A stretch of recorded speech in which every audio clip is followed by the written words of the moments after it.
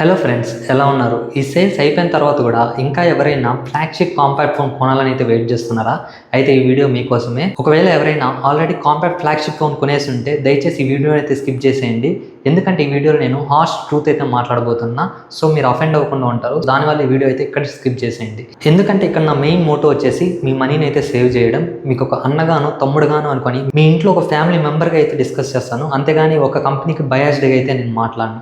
ఇంకో విషయం, under 30Kలో compact phones అయితే వస్తున్నాయి ఈ మధ్య. నేను ఆ ఫోన్స్ గురించి అయితే మాట్లాడట్లేదు.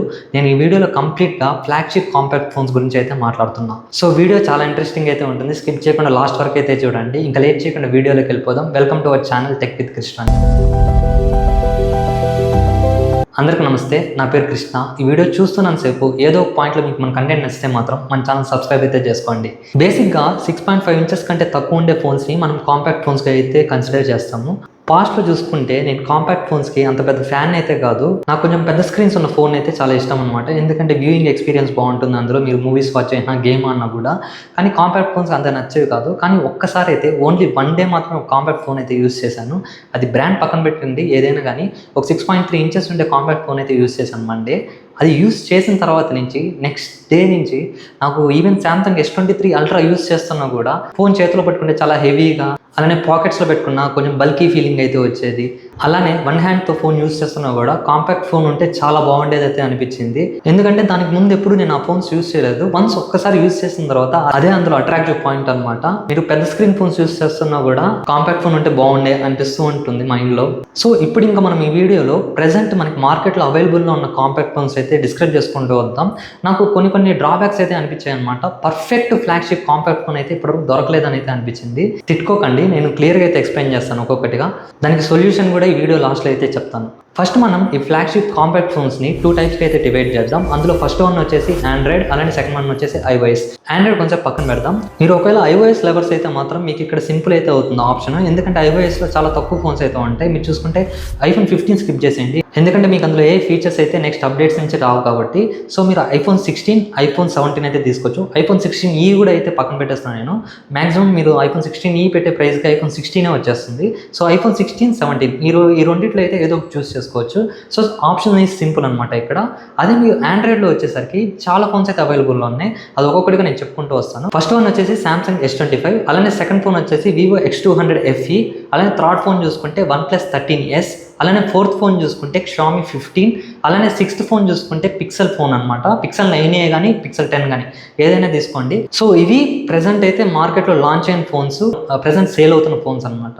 కానీ ఇందులో నేను అబ్జర్వ్ చేసిన పాయింట్ ఏంటంటే, మీరు ఏ ఫోన్ తీసుకున్నా ఒక్కొక్క డ్రాబ్యాక్ అయితే ఉంటుంది. సపోజ్ మీరు ఇప్పుడు Samsung S25 ఫోన్ తీసుకున్నారనుకోండి, అందులో అన్నీ అయితే బాగుంటాయి. స్నాప్డ్రాగన్ 888 ప్రాసెసర్, కెమెరాస్ సూపర్గా ఉంటాయి. కానీ ఒకే ఒక డ్రాబ్యాక్ ఏంటంటే ఇక్కడ మీకు బ్యాటరీ చాలా తక్కువ అయితే ఉంటుంది. Battery 4000 mAh battery. అది మీకు ఖచ్చితంగా కంప్లీట్ డే అయితే రాదు. మీరు డేకి 2 టైమ్స్ అయితే ఛార్జింగ్ పెట్టుకోవాల్సి వస్తుంది. సో ఇది ఒకటి అయితే డ్రాబ్యాక్ అనిపించింది. అలానే ఇంకా మనం Vivo X200 FE చూసుకుంటే ఇందులో మీకు ప్రతి ఒక్కటి బాగానే ఉంటుంది. మీకు ఇందులో స్నాప్డ్రాగన్ ప్రాసెసర్ అయితే యూస్ చేయలేదు, అది ఒక్కటే డ్రాబ్యాక్. ఇందులో మీడియాటెక్ ఫ్లాగ్షిప్ ప్రాసెసర్ అయితే యూస్ చేస్తున్నారు. సో మీకు ఒకవేళ ఇది ఓకే అనుకుంటే అక్కడ ఆల్రౌండ్ ఫోన్ అయితే అవుతుంది.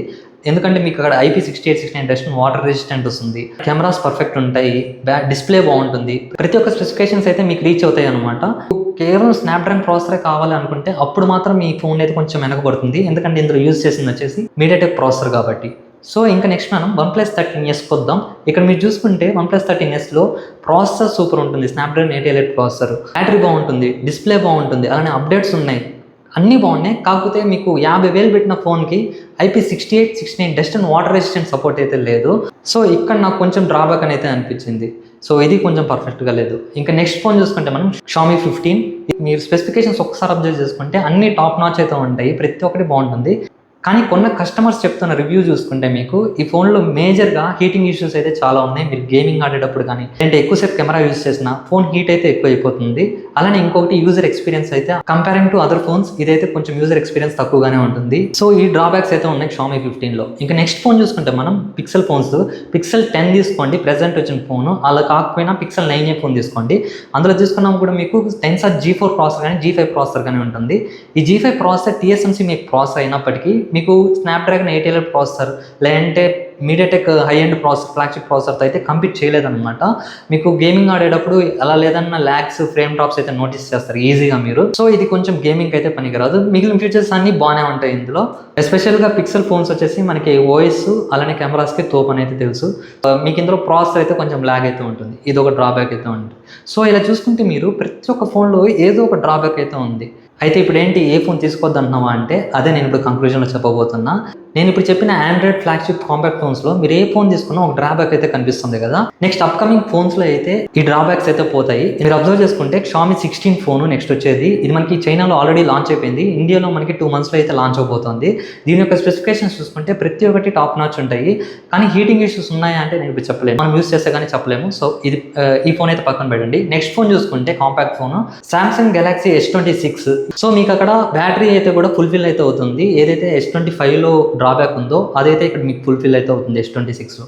సో నేనేమంటున్నానంటే మీరు కొంచెం వెయిట్ చేయగలిగితే బెటర్ కాంపాక్ట్ ఫోన్స్ అయితే వస్తాయి ఫ్లాగ్షిప్లు. అలా కాదు మీరు తీసుకోవాలి ప్రెసెంట్ ఇప్పుడే తీసుకోవాలి మాకు అర్జెంటుగా కావాలనుకుంటే, నాకు తెలిసి ఇప్పటివరకు ప్రెసెంట్ మార్కెట్లో అవైలబుల్ ఉన్న ఫోన్స్లో ఇప్పుడు నేను చెప్పిన వాటిల్లో Vivo X200 FE అయితే చాలా బెటర్గా అయితే ఉంది. ఎందుకంటే మీకు అందులో ప్రతి ఒక్కటి టిక్ చేస్తుంది.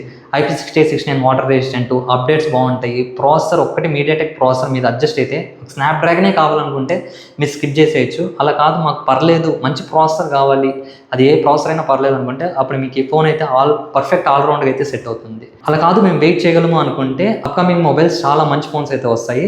సో వెయిట్ చేయొచ్చు. సో ఇది నేను చెప్పాలనుకున్న పాయింట్ అయితే మీకు ఎలా అనిపించింది కింద కామెంట్ సెక్షన్లో అయితే తెలియజేయండి.